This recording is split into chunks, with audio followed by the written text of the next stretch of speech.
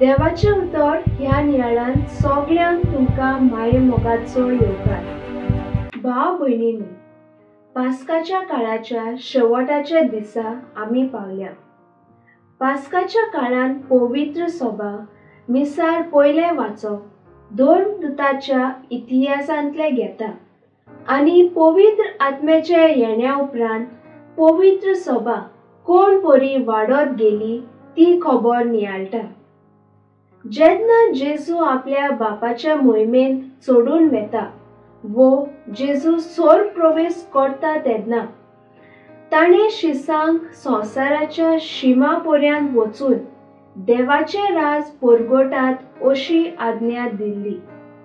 शीस पवित्र आत्म्यान भरून देवाचे उतर परगट करीत गेले।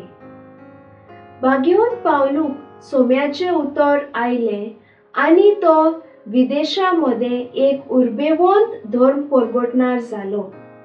आयज आमी नियाळाक घेतल्या तो वळ भाग्यवंत पावलूची उतरां। भाग्यवंत पावलू आता रोमाक एक कैदी कसो पावलोलो। सांकल्यांनी हांव बांदलोलो आसा ही ताची उतरां आडकुळींक आनी खोट्या घराण्यांक लागून सोमराजा लागीं नीट मागूंक तो रोमाक पावलो अशें आमकां कळयता।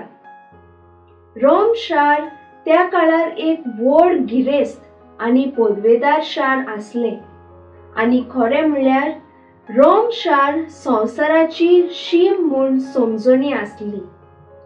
रोमाक पावलो म्हणटच संवसाराच्या शिमेर पावप।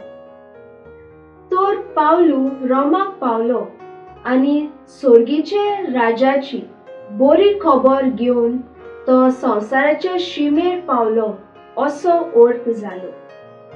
कैदी कसो आसुनूय सुमार 2 वर्सां ताणें सोम्याक काळजीदारपणान परगट केलो।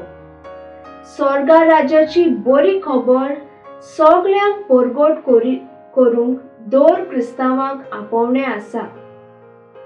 मोगाचो आत्मो आमकां दी म्हूण मागून देवाचे राज बांदून हाडूंक आमकां चलय म्हूण पवित्र आत्म्याची कृपा मागुया।